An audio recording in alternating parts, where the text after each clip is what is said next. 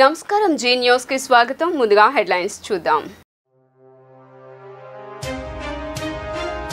రాజకీయాలకు పార్లమెంటు వేదిక కాదన్న ప్రధాని మోదీ. పార్లమెంట్ను మహిళలు, రైతులు, యువత జీవితాలను బాగు చేసేందుకు వాడదామని వ్యాఖ్య.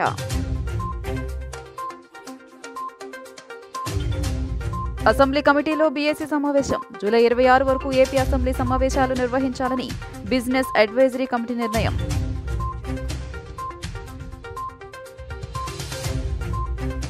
మాజీ సీఎం జగన్పై ఏపీసీసీ అధ్యక్షురాలు వైఎస్ షర్మిల విమర్శలు. బాబాయ్ వివేకానంద రెడ్డి హత్యపై ఢిల్లీలో ఎందుకు ధర్నాలు చేయలేదని ప్రశ్న.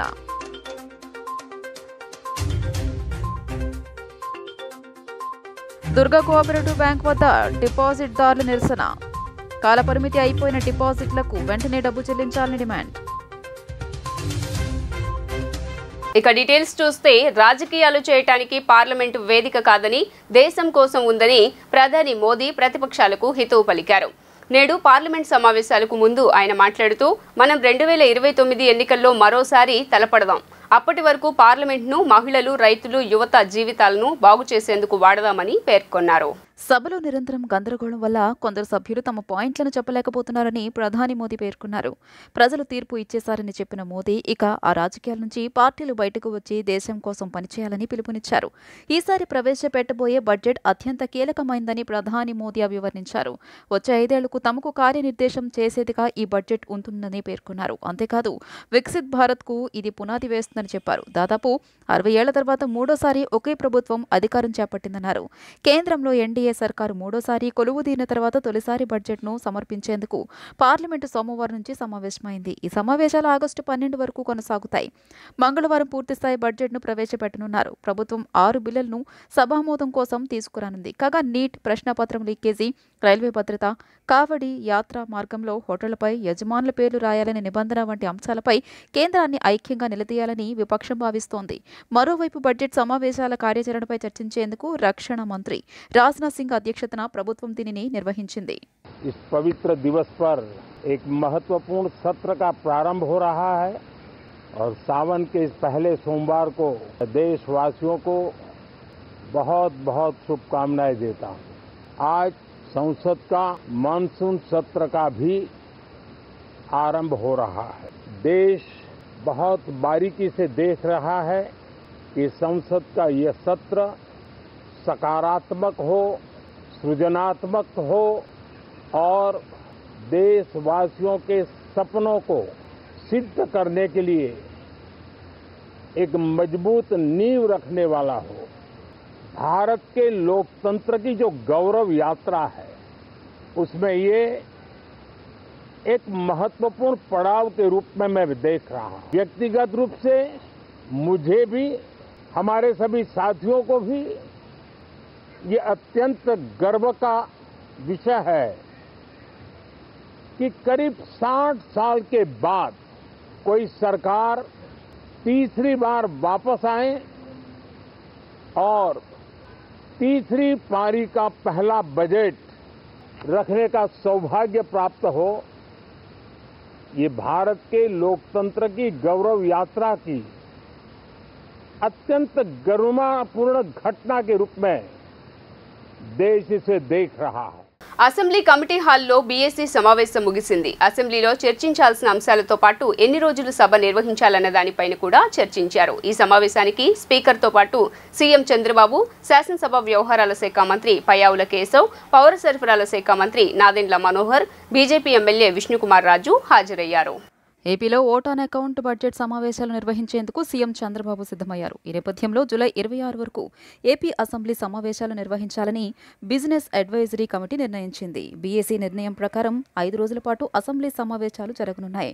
రాష్ట్ర ఆర్థిక పరిస్థితితో పాటు అమలు చేయాల్సిన సంక్షేమ పథకాలపై కూడా అసెంబ్లీలో చర్చ జరపాలని కమిటీ నేతలు నిర్ణయించారు. అలాగే విపక్షానికి ఎంత సమయం కేటాయించాలన్న దానిపై కూడా చర్చ జరిగినట్లు తెలుస్తోంది. ఇదిలా ఉంటే బీఏసీ సమావేశం నిర్వహించే కంటే ముందే అసెంబ్లీ కమిటీ హాల్లో ఎన్డీఏ శాసనసభాపక్ష సమావేశం జరిగింది.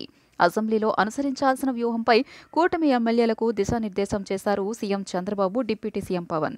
ఈ సందర్భంగా కీలక వ్యాఖ్యలు చేసిన చంద్రబాబు నేతలెవరూ కవింపు చర్యలకు పాల్పడవద్దని సూచించారు. అయితే 5 ఏళ్లలో వైసీపీ కేసులతో ఇబ్బందులు పెట్టిందంటూ ఎమ్మెల్యేలు చెప్పగా చట్టం తన పని తాను చేస్తుందని ముఖ్యమంత్రి చంద్రబాబు స్పష్టం చేశారు. ఇసుక పాలసీలు ఎవరూ జోక్యం చేసుకోవద్దని కూడా స్పష్టం చేశారు. వైసీపీ బురద జల్లే ప్రయత్నం చేస్తోందని విమర్శించారు. ఇదే మీటింగ్లో డిప్యూటీ సీఎం పవన్ కూడా నేతలకు పలు సూచనలు చేశారు.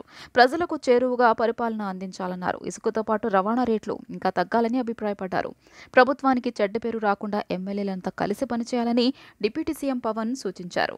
ఏపీలో పోలవరం ప్రాజెక్టు త్వరగా పూర్తయ్యేందుకు కేంద్రం భారీగా నిధులు ఇవ్వాలని ఎంపీ కేశినేని శివనాథ్ కోరారు. సోమవారం లోక్సభలో రూల్ 377 కింద పోలవరం ప్రాజెక్టు నిధులపై ఎంపీ కేశినేని నాని మాట్లాడారు. పోలవరం నిర్మాణానికి కేంద్రం తగిన నిధులు విడుదల చేయాలని కోరారు. మిషన్ మోడ్ కింద పోలవరం ప్రాజెక్టును తిరిగి ట్రాక్లోకి తీసుకువచ్చేందుకు ఏపీ ప్రభుత్వం చర్యలు చేపట్టిందన్న విషయాన్ని లోక్సభలో తెలియజేశారు.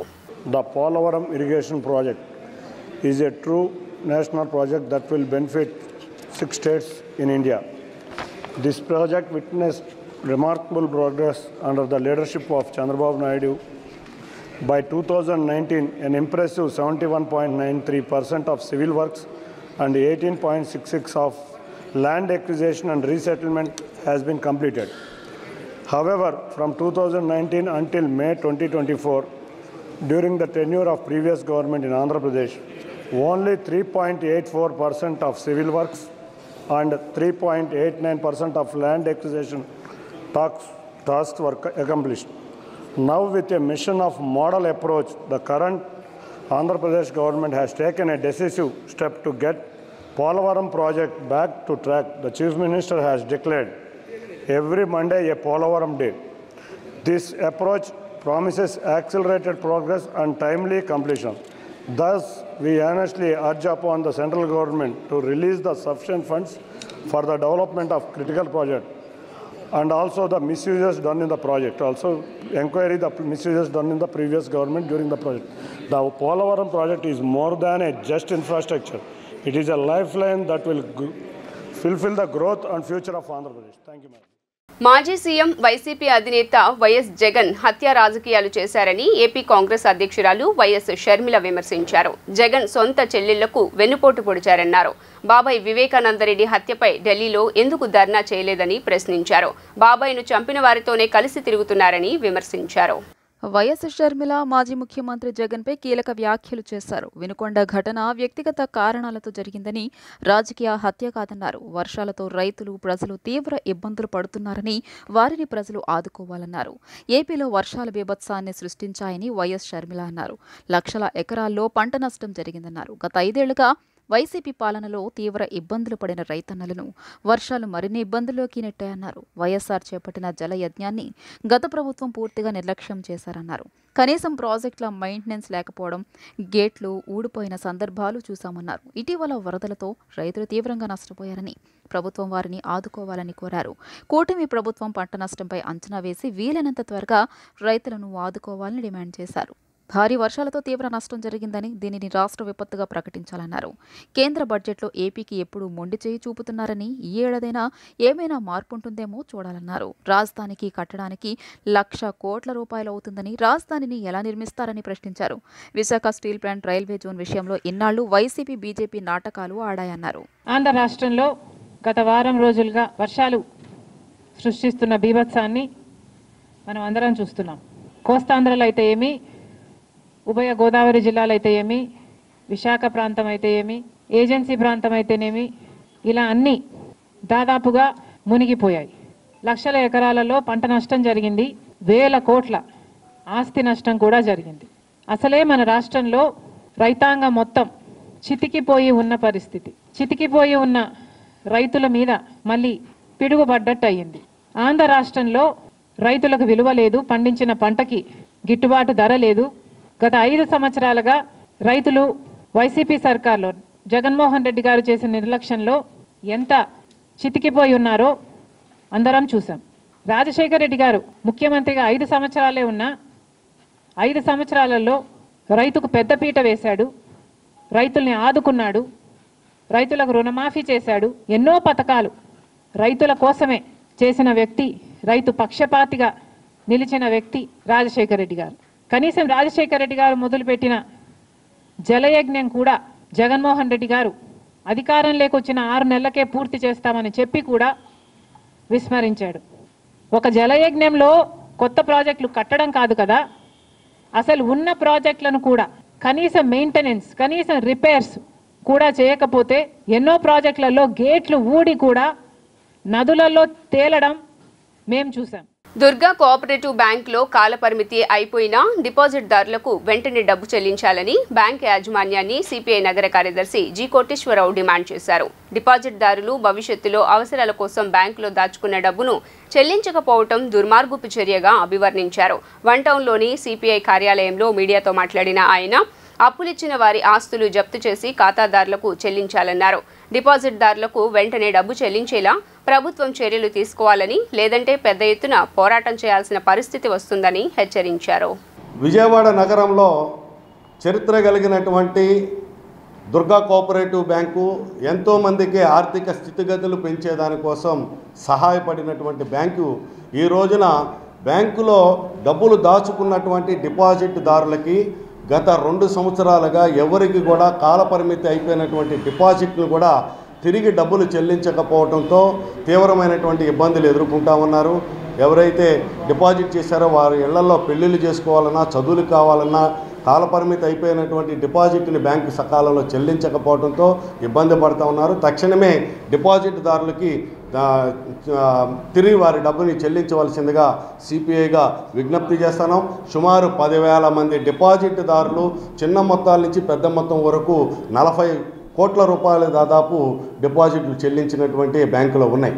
అలాగే బ్యాంకు వారిని అడిగితే వారి దగ్గర నుంచి వారు ఇచ్చినటువంటి అప్పు దాదాపు 250 కోట్ల రూపాయలు ఒక 1,500 మందికి ఇళ్లపైన లోన్లు ఇచ్చాము, అవి మాకు రికవరీ అవుతాయి, ఖచ్చితంగా అవగానే రిటర్న్ చేస్తామని చెప్పి చెప్తా ఉన్నారు. ఇప్పటికే కొంత డబ్బు ఉన్నప్పటికీ కూడా ఆర్బీఐ వారు ఒక ఆంక్షలు పెట్టారు, ఆ ఆంక్షల ప్రకారం తిరిగి చెల్లించలేకపోతా ఉన్నాము అని చెప్పి బ్యాంకు యాజమాన్యం చెప్తా ఉన్నది. కాబట్టి ఈ సందర్భంగా సిపిఐగా మేము విజ్ఞప్తి చేసేది, చాలామంది డిపాజిట్దారులు తీవ్రంగా ఇబ్బంది పడుతున్నటువంటి తరుణంలో తక్షణమే దీనిపైన డిస్ట్రిక్ట్ కోఆపరేటివ్ ఆఫీసర్సు అలాగే ప్రజాప్రతినిధులు, ముఖ్యంగా విజయవాడ నగరంలో పాత బస్తీ పశ్చిమ నియోజకవర్గం అలాగే సెంట్రల్ నియోజకవర్గం ఎమ్మెల్యేలు ఇద్దరు, ఎంపీ గారు దీనిపైన చొరవ చూపించి డిపాజిట్దారులందరికీ కూడా డబ్బు చెల్లించే విధంగా చర్యలు చేపట్టాలని చెప్పి ఏపీ శాసనమండలి సభ్యునిగా జనసేన నేత పిడుగు హరిప్రసాద్ ప్రమాణ స్వీకారం చేశారు. శాసనమండలి చైర్మన్ మోషేన్ రాజు ఆధ్వర్యంలో ఈ కార్యక్రమాన్ని నిర్వహించారు. శాసనమండలి చైర్మన్ మోషేన్ రాజు తన ఛాంబర్లో హరిప్రసాద్తో ప్రమాణ స్వీకారం చేయించారు. జనసేన నుంచి మొదటి ఎమ్మెల్సీగా ఆయన ప్రమాణ స్వీకారం చేశారు. ఈ కార్యక్రమంలో హరిప్రసాద్ కుటుంబ సభ్యులు, జనసేన నాయకులు పాల్గొన్నారు. ఎమ్మెల్యేల కోటాలోని 2 ఎమ్మెల్సీ స్థానాలకు కూటమి అభ్యర్థులుగా నామినేషన్ వేసిన సి రామచంద్రయ్య, పి హరిప్రసాద్ ఏకగ్రీవంగా ఎన్నికయ్యారు. ఉప ఎన్నికల్లో ఈ 2 స్థానాలకు వీరిద్దరూ మాత్రమే నామినేషన్లు వేయడంతో వారి ఎన్నిక ఏకగ్రీవమైంది. శాసనం ద్వారా నిర్మితమైన భారత రాజ్యాంగం పట్ల నిజమైన విశ్వాసం, విధేయత చూపుతానని, భారతదేశ సార్వభౌమాధికారాన్ని, సమగ్రతను కాపాడుతానని, నేను స్వీకరించబోయే కర్తవ్యాన్ని శ్రద్ధాశక్తులతో నిర్వహిస్తానని దైవసాక్షిగా ప్రమాణం చేస్తున్నాను. నరహరిశెట్టి సత్యనారాయణను అమరావతి రాష్ట్ర కాపునాడు గౌరవ అధ్యక్షులుగా నియమిస్తున్నట్లు ఆ సంఘ అధ్యక్షులు సుంకర శ్రీనివాసరావు పేర్కొన్నారు. దివంగత వంగవీటి రంగా బాటలోనే తాము ఎప్పుడూ పయనిస్తామని, పేదలకు సాయం చేసేందుకు ముందుంటామని స్పష్టం చేశారు.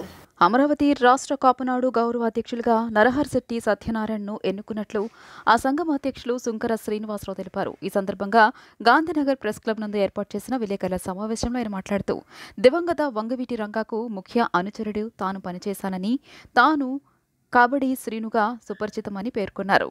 పేదల కోసం ప్రాణత్యాగం చేసిన వ్యక్తి దగ్గర తాను పనిచేయడం చాలా ఆనందంగా ఉందన్నారు. ఆయన స్ఫూర్తితో రంగా మరణ అనంతరం అమరావతి కాపునాడును ఏర్పాటు చేసి తనకు సాధ్యమైన మేర సేవా కార్యక్రమాలు చేస్తున్నానని స్పష్టం చేశారు. అనంతరం అమరావతి కాపునాడు గౌరవ అధ్యక్షులు నరహరిశెట్టి సత్యనారాయణ మాట్లాడుతూ సుంకర శ్రీనివాసరావు తనను గౌరవ అధ్యక్షులుగా ఎన్నుకోవడం చాలా ఆనందంగా ఉందని చెప్పారు. గతంలో జిల్లా కన్వీనర్గా పనిచేసిన అనుభవం ఉందని, మాజీ మంత్రి మండలి వెంకట కృష్ణారావుతో అనేక ఉద్యమాల్లో పాల్గొన్నానని గుర్తు చేశారు. గౌరవ అధ్యక్షుడిగా సుంకర శ్రీను గారు, కబడ్డీ శ్రీను గారు నియామక పత్రం ఇవ్వడం జరిగింది. మేము ఈ సంఘం కోసం వంగవీటి మోహన్ రంగా గారు అడుగుదారిలో నడిచినటువంటి వ్యక్తులు మేము. ఆ ఉద్యమం గురించి మాకు ఎలా బలోపేతం చేయాలో చేసి అడుగు బలహీనంలో ఉన్నటువంటి సంఘంలో ఉన్నటువంటి అందరినీ కూడా బలోపేతం చేయడానికి మా శాయశక్తులా కృషి చేస్తాము. మేమందరం కూడా ఐక్యతగా కలిసి మెలిసి ముందుకు నడిచి ఈ యొక్క పిల్లలు బాగా చదువుకున్న పిల్లలందరికీ కూడా మేము ప్రతి సంవత్సరం కూడా స్కాలర్షిప్లు ఇవ్వటం కానీ వితంతువులకి భర్త లేని వాళ్ళకి వాళ్ళ కుట్టు మిషన్లు కానీ ఆర్థికంగా కానీ మంచిగా ఏదైనా సాయ సహకారాలు అందించడంలో మేము సర్వావస్థలందు ముందుంటామని చెప్పడం జరిగింది. శంకర్ శ్రీనివాసరావు గారు, కబడ్డీ శ్రీని గారు, నేను కాంగ్రెస్ వాదిని. వంగవీటి మోహన రంగా గారికి ముఖ్య అనుచరుణ్ణి.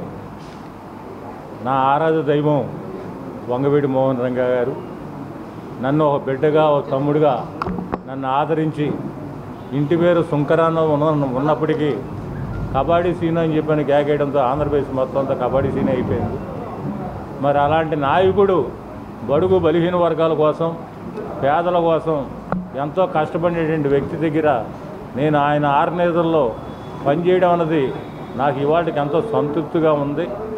మరి ఇవాళ ఆ మహనీయుడు చేసినటువంటి కార్యక్రమాలు పేదవాళ్ళకి ఇల్లు కాలిపోయినా, వరదలు వచ్చినా, మరి పేదవాళ్ళని చదివించే విషయంలో కానీ, మరి మా వితంతులకు కానీ, ఏదైనా కుటుంబీషన్లు కానీ, ఏదైనా ఆర్థిక సహాయం చేయడం కానీ ముందంజలో ఉండేటువంటి వ్యక్తి వంగవీటి మోహన్ రంగా గారు.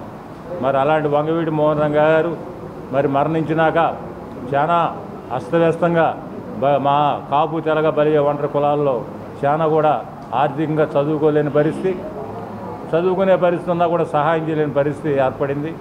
దానికి ముందుగా వచ్చి 10 మందో 20 మందో సిండికేట్ అయ్యి వాళ్ళకు కావాల్సినటువంటి పుస్తకాలు కానీ, వాళ్ళకు కావాల్సిన ఫీజులు కానీ ఎంతో కొంత మనం ఒక 20 మందికైనా 30 మందికైనా పుస్తకాలన్నా, కుట్టు మిషన్లైనా మనం ఏదైనా ఒక కార్యక్రమం మొదలుపెట్టాయి చేస్తే ఆ తర్వాత పబ్లిక్ అంతా కూడా మనం చేసే కార్యక్రమం బాగుందని చెప్పని అందరూ ముందుకు వస్తే చాలా వరకు ఊహల మన సహాయ సహకారాలు అందించుకుని పేదరికాన్ని కొంతవరకు వాళ్ళకి మనోధైర్యాన్ని మనం ఇచ్చిన వాళ్ళు అవుతాం. వాళ్ళ చదువుల విషయంలో కానీ దేంట్లోనే కానీ. శ్రీ దుర్గా మల్లేశ్వర స్వామివార్ల దేవస్థానం ఇంద్రకీలాద్రి దేవస్థానం నందు దాతలకు మెరుగైన సేవలు అందించుటకు గాను కేవీబీ బ్యాంక్ సౌజన్యంతో అమరావతి సాఫ్ట్వేర్ ఇన్నోవేషన్ సంస్థ వారు తయారు చేసిన సాఫ్ట్వేర్ను ఎన్ఎఫ్సి డోనార్ కార్డులకు ఆలయ డోనార్ సెల్ నందు ఆలయ కార్యనిర్వహణాధికారి కెఎస్ రామారావుతో కలిసి కేవీబీ బ్యాంక్ ఎండీ ప్రారంభించారు. ఈ సందర్భంగా డోనార్ సెల్ నందు ఉన్న అమ్మవారి చిత్రపటం వద్ద ఆలయ వైదిక సిబ్బందిచే పూజలు నిర్వహించిన అనంతరం వీరు ఎన్ఎఫ్సి చిప్ కలిగిన డోనార్ కార్డును ప్రింట్ చేసి మొదటి కార్డును ఓ దాతకు అందజేశారు. అమ్మవారికి డొనేట్ చేస్తున్నప్పుడు వాళ్ళని రికగ్నైజ్ చేసి వాళ్ళకి కన్వీనియంట్గా దర్శనం అవ్వడం గురించి వీటి గురించి చేస్తుంది. ఆ కార్డు ఇవ్వడం అన్నది నేను కూర్చున్న కార్డులో చూశాను. వాళ్ళకి ఇచ్చిన ఫెసిలిటీస్ అన్నీ ఒకచోట వచ్చింది. డిజిటల్గా వాళ్ళ ఇంట్లోనే కూర్చొని ఏం కావాలని చేయడానికి ఇచ్చారు. ఇవన్నీ తీసుకొచ్చి ఇటువంటి ఆపర్చునిటీని మాకు కరూర్ వైశ్య బ్యాంక్ చేయడానికి ఇచ్చినందుకు మేము దేవస్థానానికి యువ గారికి ఎంతో కృతజ్ఞులం మేము. సో ఇకపోతే ఈ కార్డు గురించి చూస్తే కనుక నేను చాలా చోట్ల టెంపుల్స్లో చూశాను. ఇటువంటి డిజిటల్ ఎనేబుల్మెంట్ ఇంత స్పీడ్గా ప్లస్ ఇన్ని ఫీచర్స్తో ఉన్న కార్డు ఎక్కడా చూడలేదు. ఇది చూసిన తర్వాత మిగిలిన టెంపుల్స్ కూడా అడాప్ట్ చేస్తారు అనిపిస్తుంది నాకు అది. ఎందుకంటే డోనార్కి వాళ్ళ ఫ్యామిలీ మెంబర్స్ కూడాను వాళ్ళు ఏంటేంటి చేయగలరు అన్నది కాంటాక్ట్ చేయక్కర్లేకుండా తెలుస్తుంది. అలాగే ఈ సెల్ క్రియేట్ చేసింది కూడా చాలా నావెల్గా ఉంది. ఎందుకంటే వాళ్ళు వచ్చినప్పుడు they will get a feeling something we are special అని చెప్పేసి మేము చేసేందుకు దేవస్థానం మమ్మల్ని ట్రీట్ చేస్తుందని చెప్పేసి దాంతో రెసిప్రకల్గా అలా డోనార్స్ ఉంటేనే మనకి దేవస్థానం కూడా డెవలప్ అవుతుంది. సో ఇటువంటి ఆపర్చునిటీ మాకు ఇచ్చినందుకు కరూర్ వైశ్య బ్యాంక్ నుంచి మరొకసారి కృతజ్ఞతలు చెప్పుకుంటున్నాం. బ్యాంక్ తాలూకా గాడెస్ ఆవిడ గాయత్రి మాత. బ్యాంక్ 1916లో స్టార్ట్ చేస్తున్నప్పుడు ఫస్ట్ షేర్ ఆవిడకి అలాట్ చేసి తర్వాతే మిగిలిన వాళ్ళకి అలాట్ చేశారు. అది 1916 నుంచి అదే కల్చర్ ఉంది. అందుకని ఇప్పుడు కూడా ప్రతి శుక్రవారం అన్ని బ్రాంచుల్లోని కూడా అమ్మవారికి పూజ చేసిన తర్వాతే మేము సాయంత్రం ప్రతి బ్రాంచ్లో ఇంక్లూడింగ్ సెంట్రల్ ఆఫీస్లో నేను కూడా ప్రతి శుక్రవారం అందరం అమ్మవారికి పూజ చేస్తాం. విజయవాడ వన్ టౌన్లోని దుర్గా కోఆపరేటివ్ బ్యాంకులో కాల పరిమితి అయిపోయిన డిపాజిట్లకు వెంటనే డబ్బు చెల్లించాలని డిపాజిట్దారులు డిమాండ్ చేశారు. ఎన్నిసార్లు అడిగినా బ్యాంకు యాజమాన్యం నిర్లక్ష్యంగా సమాధానమిస్తోందని ఆవేదన వ్యక్తం చేశారు. కాలపరిమితి అయిపోయిన డిపాజిట్ల డబ్బులు వెంటనే చెల్లించాలని డిమాండ్ చేస్తూ డిపాజిట్దారులు విజయవాడ వన్ టౌన్లోని దుర్గా కోఆపరేటివ్ బ్యాంక్ ఎదుట నిరసనకు దిగారు. వీరికి సిపిఐ నాయకులు మద్దతు తెలియజేశారు. ఈ సందర్భంగా పలువురు ఖాతాదారులు మాట్లాడుతూ అవసరాల కోసం దాచుకున్న సొమ్ము సమయానికి అందకపోవడం వలన ఇబ్బందులు పడుతున్నామని చెప్పారు. బ్యాంకు యాజమాన్యంను ఎన్నిసార్లు సంప్రదించినా చెల్లింపులు చేయడం లేదని ఆవేదన వ్యక్తం చేశారు. 2022 జూలై నుండి కాలపరిమితి అయిపోయిన డిపాజిట్దారులకు డబ్బులు చెల్లించడం లేదన్నారు. నగరంలో ఎంతో చరిత్ర కలిగిన దుర్గా కోఆపరేటివ్ బ్యాంకులో ఇలా జరగడం దుర్మార్గమన్నారు. ప్రభుత్వం స్పందించి తమకు న్యాయం చేసేలా చర్యలు తీసుకోవాలని వేడుకున్నారు. 100 సంవత్సరాల చరిత్ర కలిగినటువంటి దుర్గా కోఆపరేటివ్ బ్యాంక్ దగ్గర ఉన్నాము. దాదాపు ఖాతాదారులు సుమారు 10,000 పైగా ఉన్నటువంటి వారికి 40 కోట్ల రూపాయలు చెల్లించవలసినటువంటి పరిస్థితి ఉన్నది. కాలపరిమితి అయిపోయింది. డిపాజిట్స్ ఏదైతే డేట్ ఉందో డేట్ అంతా కూడా ల్యాప్సెస్ అయినా కూడా వాళ్ళకి చెల్లింపులు చెల్లించకపోవడంతో తీవ్రమైనటువంటి ఇబ్బందులు పడతా ఉన్నారు. వృద్ధాప్యం కొంతమంది పెళ్ళిళ్ళు చేసుకోవాలన్నా 2022 జూలై నుంచి ఇప్పటి వరకు కూడా చెల్లించకపోవడంతో తీవ్రమైనటువంటి ఇబ్బంది పడతా ఉన్నారు. దీనిపైన ముఖ్యంగా ఈ విజయవాడ నగరంలో 3 బ్రాంచెస్ ఉన్నాయి. 2 పాత బస్తీలో పశ్చిమ నియోజకవర్గంలో, 1 సెంట్రల్ నియోజకవర్గం సింగనగర్ ప్రాంతంలో సత్యనారాయణపురం కూడా కలిపి 4 బ్రాంచెస్ ఉన్నాయి. ఈ 4 బ్రాంచెస్ ఎక్కడైతే ఉన్నాయో వారు శాసనసభ్యులుగా ఉన్నటువంటి సెంట్రల్ ఎమ్మెల్యే అలాగే పశ్చిమ నియోజకవర్గం ఎమ్మెల్యే ఎంపీ గారు దీనిపైన ప్రత్యేకమైనటువంటి శ్రద్ధ వహించి కోఆపరేటివ్ ఆఫీసర్స్ తోటి కూడా డిస్ట్రిక్ట్ కోఆపరేటివ్ ఆఫీసర్తో కూడా సమన్వయం చేసుకొని ఆర్బీఐ వారితో మాట్లాడి ఆంక్షలు ఎత్తివేసి ఎవరికైతే ఇవ్వాలో డిపాజిట్దారులకు తక్షణం చెల్లించకపోతే పిల్లలు పెళ్లిళ్ళు చేయాల్సినటువంటి వారు ఆత్మహత్యలు చేసుకునేటటువంటి పరిస్థితి కూడా రాబోతా ఉన్నటువంటి పరిస్థితి నుంచి మినహాయింపు ఇవ్వాల్సినటువంటి అవసరం ఉందండి. ఎంప్లాయ్ అండి, నాకు రిటైర్మెంట్ అప్పుడు 2012లో వచ్చిన అమౌంట్స్ అన్నీ కూడా దీంట్లోనే 25 lakhs రూపీస్ దాకా డిపాజిట్ చేయడం జరిగింది. తర్వాత ఈ ఆర్బీఐ ఆంక్షలు పెట్టేటప్పుడు డిపాజిటర్స్కి ఎవరికి తెలియకుండా ఈ వ్యవహారం అంతా సీక్రెట్గా జరిగింది. డిపాజిటర్స్కి ఒక మీటింగ్ కండక్ట్ చేయాల్సిన బాధ్యత ఉంది ఆర్బీఐ మీద ఆంక్షలు పెట్టేటప్పుడు. ఇప్పుడు ఈ ఆంక్షలు పెట్టిన తర్వాత లావాదేవీలన్నీ స్తంభించిపోయినాయి. మరి వీళ్ళకి నెలవారీ జీతాలు మాత్రం ముడుతున్నాయి. అంటే ఇప్పుడు లాస్ట్ ఇయర్కి ఈ ఇయర్కి కలిపే దాదాపు 2 crores రూపీస్ ఎంప్లాయీస్కి ఇవ్వడం జరిగింది. డిపాజిటర్స్ గురించి ఆర్బీఐ ఏం పట్టించుకోకుండా పోస్ట్పోన్మెంట్ మీద పోస్ట్పోన్ చేస్తూనే ఉంది. ఈ బ్యాంకు ఏ విధంగా బాగుపడి నార్మల్ కండిషన్స్ వస్తుందో ఆర్బీఐకి కూడా అర్థం కాని పరిస్థితి.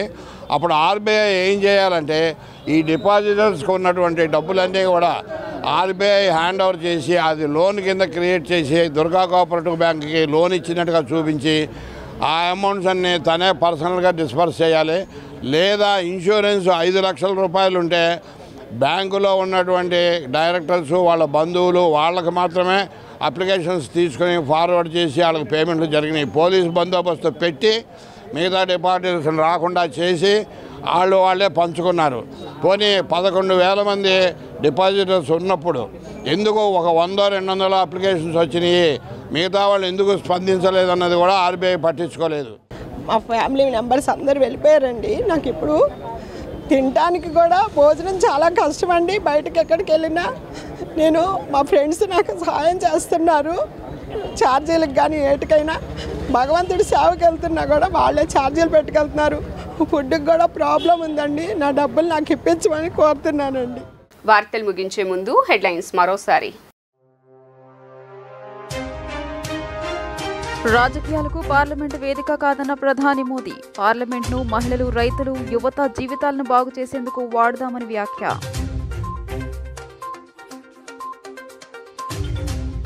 అసెంబ్లీ కమిటీలో బీఏసీ సమావేశం. జూలై 26 వరకు ఏపీ అసెంబ్లీ సమావేశాలు నిర్వహించాలని బిజినెస్ అడ్వైజరీ కమిటీ నిర్ణయం.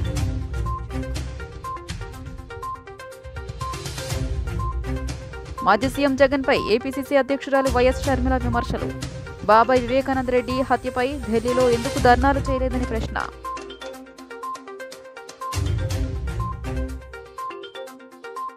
దుర్గా కోఆపరేటివ్ బ్యాంక్ వద్ద డిపాజిట్దారుల నిరసన.